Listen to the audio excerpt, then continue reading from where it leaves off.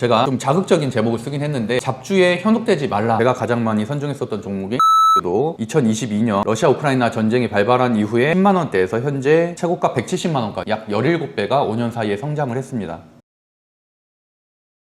오늘은 어떤 걸 가르쳐 주시나요? 실적주에 대해서 지난 시간에 강의했던 걸 잠깐 보면은 진단에서 사람들이 어떤 문제점을 가지고 있는지에 대해서 좀 얘기를 했었고요. 투자 원칙은 어떤 식으로 정해야 되는지에도 설명을 드렸었고, 그다음에 내가 가진 문제점들을 왜 그런 문제점들이 발생하나, 많은 손실을 보는 투자자들이 있잖아요. 그런 사람들은 이런 문제점들을 가지고 있다라고 제시를 했기 때문에 혹시라도 지난 시간에 강의를 못 보신 분들은 반드시 보셨으면 좋겠고요. 어떠한 재테크도 그렇지만 진단과 원칙을 정하는 것과 수정 없이는 절대 나아지지 않습니다. 그래서 본인의 문제점을 정확하게 파악하는 것이 가장 중요하기 때문에 지난 시간 강의 3강을 꼭 보시면 좋을 것 같습니다. 그래서 오늘은 실적주, 주도주, 스윙투자의 사례에 대해서 설명을 드리려고 하는데요. 혹시 주도주가 뭔지 아세요? 뭔가 시장을 주도하고 있는 뭐 그런 거 아닌가요? 맞아요. 시장에서 주도주, 또 대장주라고도 표현을 하기도 하는데 누군가는 가장 많이 오른 종목을 주도주라고 표현하기도 하고, 저 같은 경우는 탑다운 투자자, 말 그대로 업종을 먼저 정하고 종목을 정하는 투자자이기 때문에 이 업종, 선도하는 업종, 우리나라를 현재 선도하는 업종은 반도체라고 할 수가 있겠죠. 하지만 항상 반도체였던 건 아닙니다. 2025년 상반기에는 조선, 방산, 원전, 조방원이 주도를 했었고요. 9월달부터 삼성전자, SK하이닉스의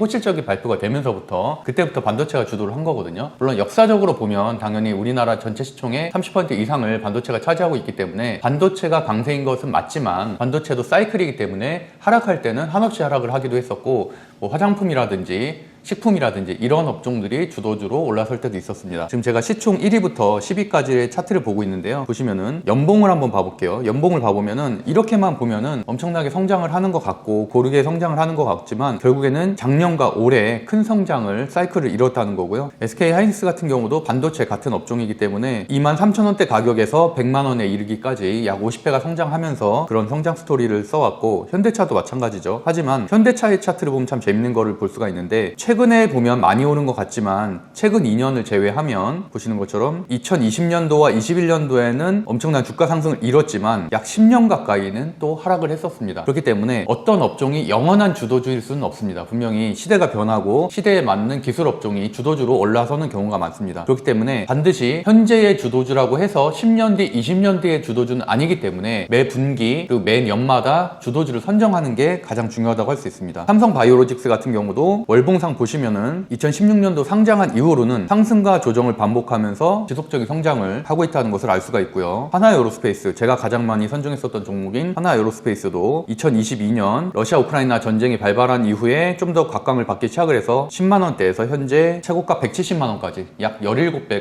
5년 사이에 성장을 했습니다. 그런 식으로 제가 코스피 시총 1위부터 10위까지의 차트를 가져왔는데요. 이 종목 모두가 다 5년 전에 대비해서 적게는 3배, 많게는 10배 이상 상승한 종목들이 많습니다. 그런데도 테마주, 잡주, 소형주를 할 이유가 전혀 없다는 말씀을 다시 한번 강조드리고 싶어서 이렇게 차트를 가져왔고요. 물론 작년과 올해처럼 매번 오르는 상승장세는 아니지만 상승장 때는 분명히 실적이 찍히는, 숫자가 찍히는 그런 업종들이 주도주 업종이 될 가능성이 상당히 높고, 박스권 장세나 하락 장세 때는 실적주보다는 아무래도 테마주나 소형주들이 움직이기 때문에 그때는 단타성 매매의 영역이다 라는 말씀 좀 드리고 싶습니다. 그래서 오늘의 강의 시작해 보겠습니다. 실적주, 주도주, 스윙투자, 이게 제가 지난 6년간 강의를 했었던 시수제재차가 향하는 방향이라고 할 수가 있을 것 같은데요. 실적주에 대해서, 실적주는 말 그대로 매년 실적이 성장하고 매년 영업이익이 성장하는 종목이겠죠. 그리고 주도주, 앞서 말한 대로 탑다운 투자자이기 때문에 업종을 먼저 선정을 해야 되는데, 반도체가 주도주인 경우도 있고 원전이 주도주인 경우도 있고 방산이 주도주인 경우도 있습니다. 각각의 시대의 흐름에 따라서 세계적인 화두, 글로벌 화두를 파악하는 게 제일 중요하다고 할 수가 있겠고요. 스윙투자, 저는 단타 투자자가 아니기 때문에 수익을 극대화하려면 결국에는 적립식 투자 또는 끌고 가는 투자를 해야지만 이런 수익을 다 거둘 수가 있습니다. 물론 일부 스캘퍼나 단타 투자하시는 분들 중에서 몇백 % 수익을 내시는 분들도 당연히 있지만, 그런 분들은 우리 같은 일반 투자자들, 특히나 직장을 다니는 일반 투자자들, 부업 투자자들은 절대 그런 사람들이 될 수가 없습니다. 그런 환상에서 벗어나는 것부터가 가장 전 중요하다고 생각하고 있습니다. 그럼 주도주가 무엇인가에 대해서 설명을 드려보면은,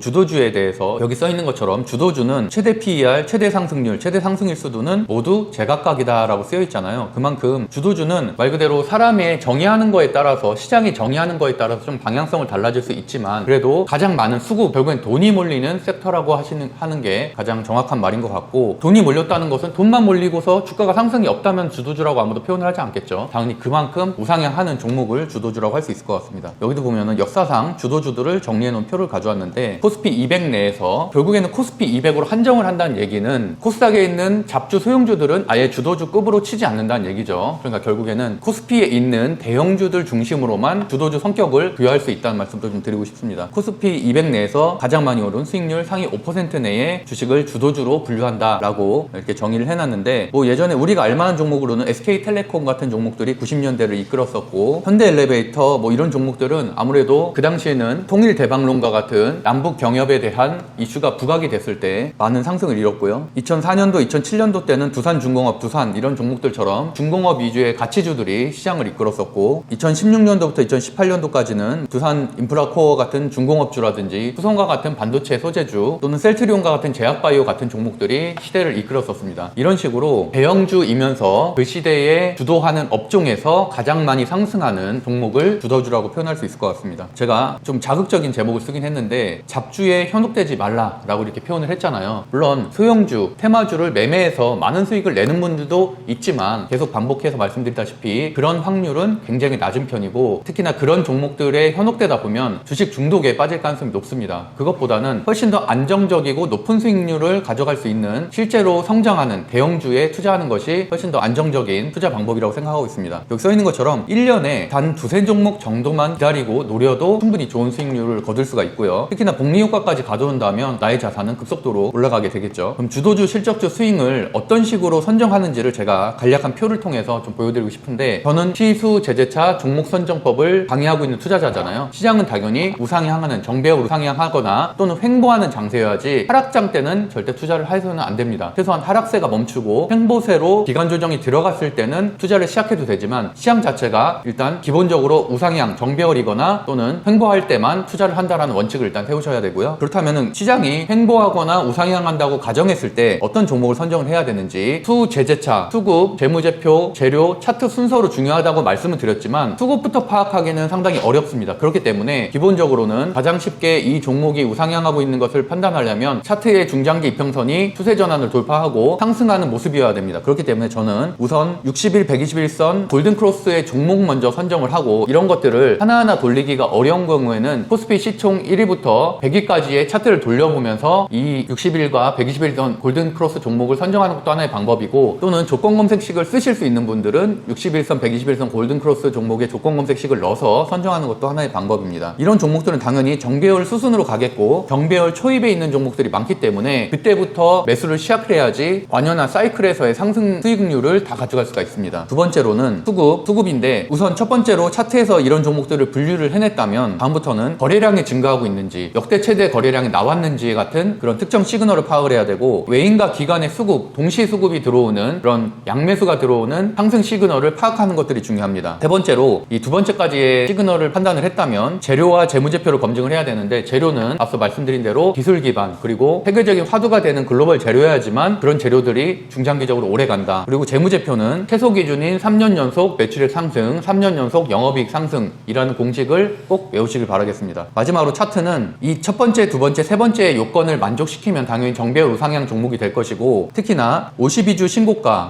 신고가 같은 경우는 상단에 매물대가 적기 때문에 급속도로 역사적 신고가 흐름으로 갈 가능성이 높습니다. 그럴 때 수익이 극대화가 되는 경향이 있어서 꼭 52주 신고가 종목들, 역사적 신고가 종목들을 주목하시길 바라겠습니다. 그리고 마지막으로 매도는 그럼 과연 언제 하냐? 이평선 매도법을 지난 시간에 설명드렸었는데, 가장 간단하게 설명드리면은 한 달 이내에 21선을 2번 이상 이탈을 하게 되면 그때는 기간 조정, 단기 조정의 시작이기 때문에 그럴 때는 좀 비중을 줄이고 다시 한번 21선을 돌파할 때 비중을 늘리시면 되겠습니다. 그래서 이러한 공식대로 종목을 선정을 해보면 10배씩 상승하는 종목이 1년에도 시장이 괜찮을 때는, 시장이 안정적일 때는 약 50개 가까이 나오기 때문에 절대 테마주 잡주에 현혹되지 마시고 이런 종목들을 기다리시고 매매하는 현명한 투자자가 되시길 바라겠습니다. 52주 신고가가 뭔가요? 52주 신고가는 1년 신고가입니다. 1년 신고가.